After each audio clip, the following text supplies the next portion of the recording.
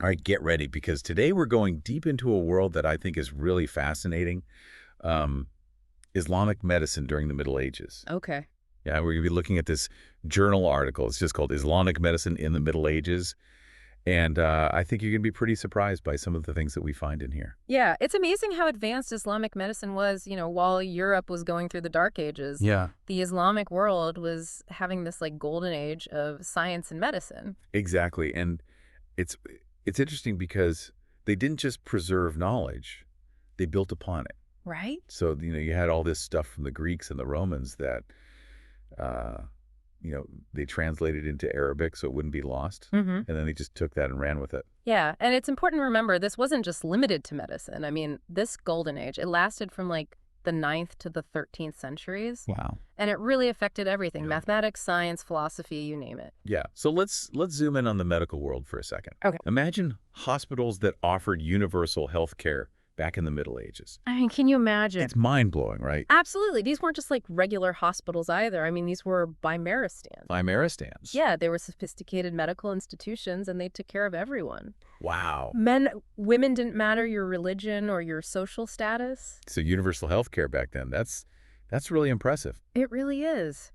Were they like these Chimeristans? Well, they had separate wards for different illnesses. Oh, wow. And get this, they had a huge focus on hygiene. So they were ahead of their time. Way ahead of their time. They even had the first medical record systems. That's incredible. It really is. I mean, these places were so much more advanced than anything in Europe at that time. It sounds like they were more than just hospitals. It sounds like they were like centers for Oh, learning. for sure. They also served as medical schools. Oh, wow. Yeah, so you'd have these aspiring physicians. They'd learn from the experienced practitioners. So it was like a hands-on kind of thing. Exactly. And to make sure that these new doctors were qualified, they actually started mandatory licensing for physicians all the way back in 931 CE. 931. That's how serious they were about quality medical care. Wow. So they were really setting the standard. They really were. So who were some of the big names in Islamic medicine during this golden age?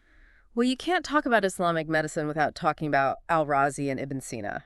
Okay. These were like the rock stars of their time. Okay, so let's start with Al-Razi, Okay, or Rhazes as he was known in the West. right. This guy was more than just a doctor, right? Yeah, he was a true polymath. I mean, he was into medicine, philosophy, music, everything. Oh, he was like the original Renaissance man. Exactly. Centuries before the Renaissance. And he was in charge of the Royal Hospital in Ray, Iran. That's right. And he wrote a 23-volume medical encyclopedia. Can you believe that 23 volumes? It's called Kitab al-Hawivi al-Tib, which translates to the comprehensive book on medicine. 23 volumes. That's longer than Game of Thrones. He really is. So what kind of groundbreaking things did he write about? Well, his book was a game changer. It was used in medical schools in Europe for centuries. Wow, so he was influencing medicine way beyond the Islamic world. Oh, absolutely. What made his work so special? Well, he was really big on observation and evidence. He always told his students to write everything down very carefully. So he was like a scientist? He really was. He even suggested using clinical trials to see if treatments actually worked. Clinical trials back then, that's amazing. I know, right? He was way ahead of his time. Yeah, so he wasn't just repeating old ideas. He was actually pushing for a more scientific approach. Exactly. And get this, he made some really important observations about infectious diseases, Like what?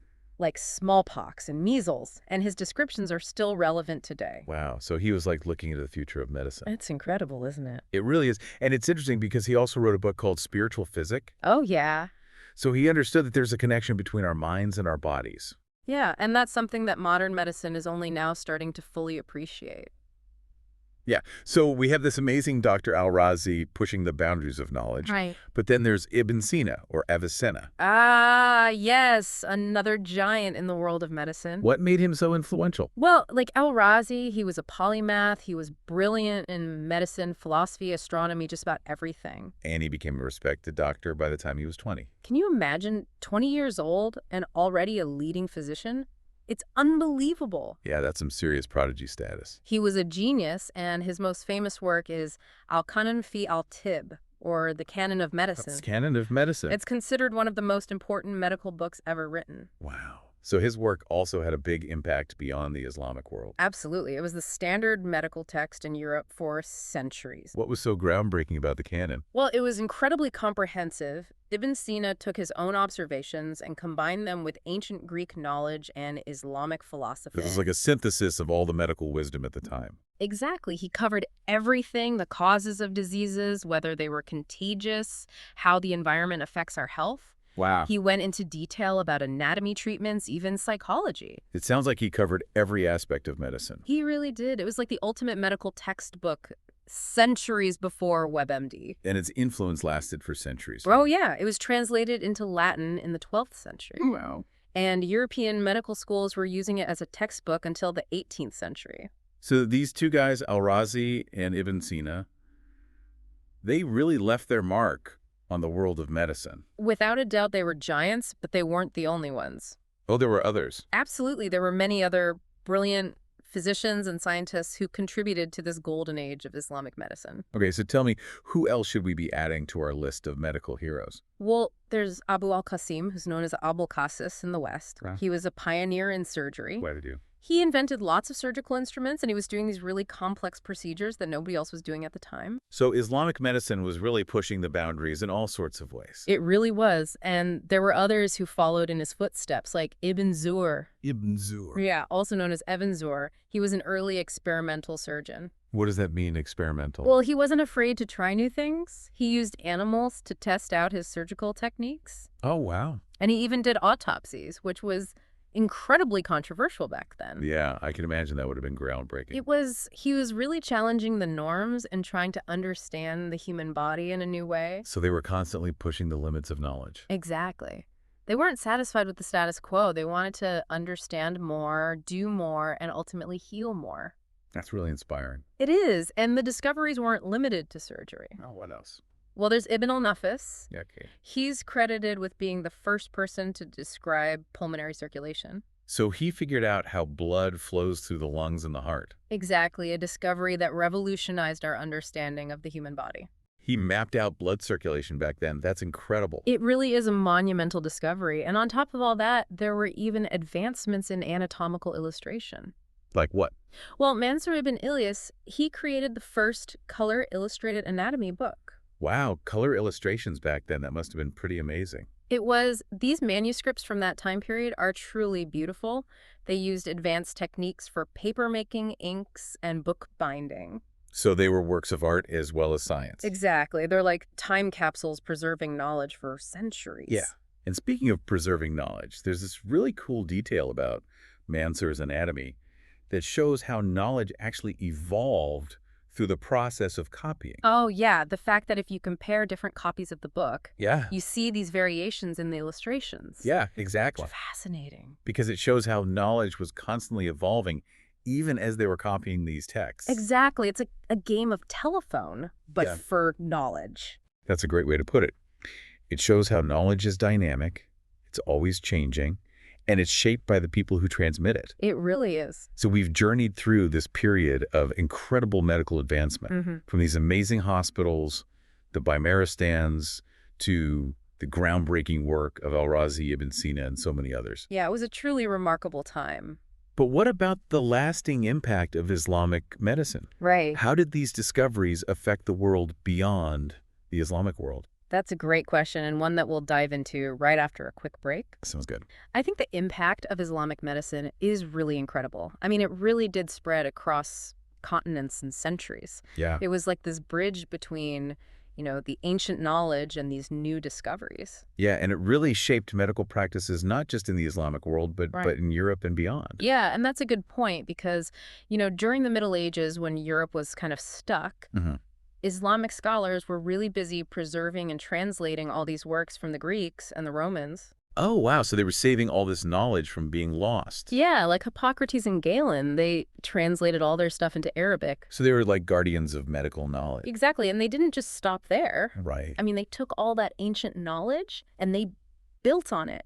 Yeah, they weren't just copying. They were adding their own ideas. Yeah, they had their own observations, their own cultural insights, and just this real passion for knowledge. And that really helped shape the way we understand medicine today. It really did. It shows how powerful it can be when different cultures share ideas. So how did these ideas travel from the Islamic world to Europe? Well, during the Islamic Golden Age, there was a lot of interaction with Europe. Hmm. Trade routes, conquests, scholarly exchanges. So it was a pretty cosmopolitan time. It was. And then during the Renaissance, when European scholars started rediscovering the knowledge of the ancient world, Hmm. they turned to Islamic physicians and scientists for guidance. So they were kind of like rediscovering what had already been discovered. Exactly. And works like Al-Razi's comprehensive book and Ibn Sina's canon, they were translated into Latin. Right. And they became essential reading in European medical schools. That's amazing to think about those texts traveling across time and language. Yeah, and their impact was huge. I mean, Islamic medicine introduced all these new concepts, new ways of understanding the body, new approaches to treatment. So what were some of the specific ways that Islamic medicine changed medical practice in Europe? Well, for one thing, they had this holistic approach to health. What do you mean by that? Well, they didn't just focus on the physical symptoms, they also looked at the patient's mental and emotional well-being. So they were treating the whole person, not just the disease. Exactly, which was different from the Greek approach, which was more focused on the physical body. Yeah, that sounds a lot like modern medicine. It does, doesn't it? We're only now really starting to understand how important that connection is. And they were also pioneers in hygiene and sanitation. Oh, absolutely. They really emphasized those things, which was crucial for preventing the spread of disease. Yeah, especially back then when infectious diseases were so common. Right? Imagine how important it was to promote hand washing and clean water in those times. It seems so obvious now, but it must have made a huge difference back then. It really did, and their advancements in surgery and pharmacology were groundbreaking, too. Yeah, we talked about Abu al-Qasim and Ibn Zur, who were doing these really advanced surgeries. Right? And in terms of pharmacology, they made huge contributions to understanding medicinal plants. Which we still use today. Yeah, a lot of the herbal remedies we use today have their roots in Islamic medicine. That's pretty cool. It's like a direct connection to the past. It really is. So I think it's natural to ask, what was it about Islam that led to this flourishing of scientific inquiry? Yeah, I'm curious about that too. Was there something in Islamic teachings that encouraged this? Well, there are definitely some key aspects of Islamic thought that played a role. Like what? Well, first and foremost, Islam places a huge emphasis on knowledge and learning. So it's not just encouraged, it's like a religious duty. Exactly. The Quran itself encourages observation reflection, trying to understand the world around us. And the Prophet Muhammad, peace be upon him, he also emphasized seeking knowledge. Right, even if it meant traveling to distant lands. So there was this real openness to knowledge from different sources. Absolutely, and that was a key characteristic of the Islamic Golden Age. So they were translating texts from all over the world, Greek, Persian, Indian. Exactly, they were bringing together all these different traditions and creating something new. It was like a melting pot of knowledge. It really was, and it wasn't just about collecting knowledge. They believed that studying the natural world was a way to understand God. So science and religion were seen as complementary. Exactly. They believed that the natural world is a reflection of God's wisdom and power. So studying nature was a way to get closer to God. It was a form of worship and that sense of awe and wonder at the natural world. I think that was a big motivation for Islamic scientists and physicians. It makes sense. It's like seeing the fingerprints of the Creator in everything around us. And that harmony between faith and reason, that's a common theme throughout Islamic intellectual history. So it's not about choosing one or the other. No, it's about recognizing that they can work together. To give us a more complete understanding of the world. Exactly. And that perspective really helped create an environment where science could thrive. And those advancements had a huge impact. They did. Not just on the Islamic world, but on everyone. Right. It's amazing to think that so many of the things we take for granted today have their roots in Islamic medicine. It really makes you wonder how different things would be without those contributions. It's a good question. It reminds us that knowledge is a collective endeavor. And we all benefit from the discoveries of those who came before us. Exactly. No matter where they came from. So we need to keep learning and building on those foundations. Absolutely. The journey of discovery never really ends. And as we explore this legacy of Islamic medicine, we're reminded of how important curiosity is and sharing knowledge across cultures and generations. It's a powerful reminder that knowledge is something we all share.